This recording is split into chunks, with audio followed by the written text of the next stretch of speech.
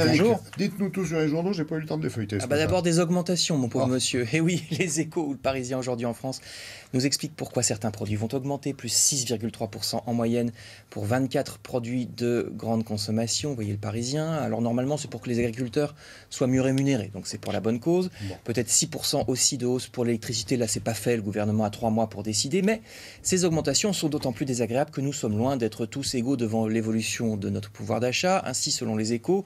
Alors c'est vrai qu'en moyenne, la pression fiscale va baisser en 2019, mais pour les 5% de Français les moins riches, ils seront près d'un tiers à y perdre, voyez la phrase, cette année, surtout à cause de la réforme des APL et de certaines prestations sociales. Dans le détail, c'est un graphique de Libération qui nous explique qu'effectivement, les 5% de Français les plus pauvres, ici complètement à droite du graphique, voyez, ont un pouvoir d'achat en baisse avec ce bâton rouge qui est plutôt en dessous de la limite de flottaison.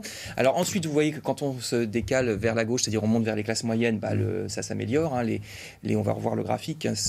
Les classes moyennes sont plutôt mieux traitées. Et puis ensuite, quand on devient riche, on repasse sous la ligne de flottaison. Donc les riches sont plus taxés. Sauf les très très riches. Vous voyez le tout dernier là, complètement à gauche ?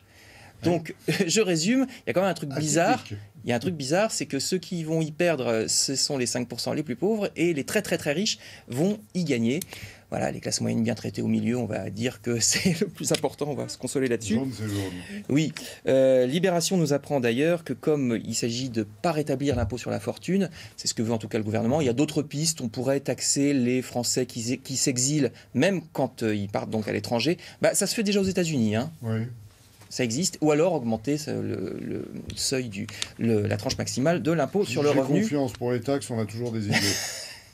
Vous avez vu Bruno Le Maire. Tout ça m'amène au Canard enchaîné qui, lui, a décidé d'examiner les comptes non pas des Français mais des sociétés d'autoroutes. C'est très intéressant. Vous savez que depuis le mouvement des Gilets jaunes, les sociétés d'autoroutes commencent à proposer des formules d'abonnement avantageuses.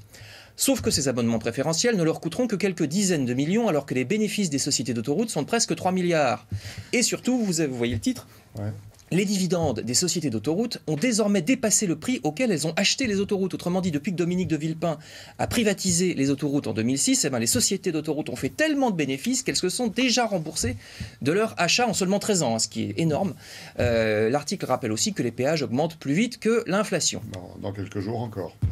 Oui, c'est vrai. Alors, il y a quand même quelques espoirs. Plusieurs journaux nous disent ce matin que 130 pays du monde sont en train de se mettre d'accord pour enfin taxer les GAFA.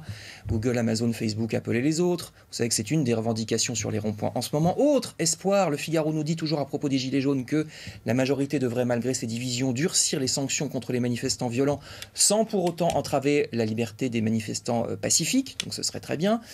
Couverture du Figaro. Mais c'est peut-être ailleurs, je termine avec l'humanité, c'est peut-être ailleurs que se trouve une autre entrave à la liberté d'expression dans un milieu très discret, très secret, même l'UMA raconte que dans les élections professionnelles du milieu agricole, si vous présentez une liste qui déplaît au poids lourd du secteur, vous êtes menacé dans certains cas de vous faire saboter votre ferme.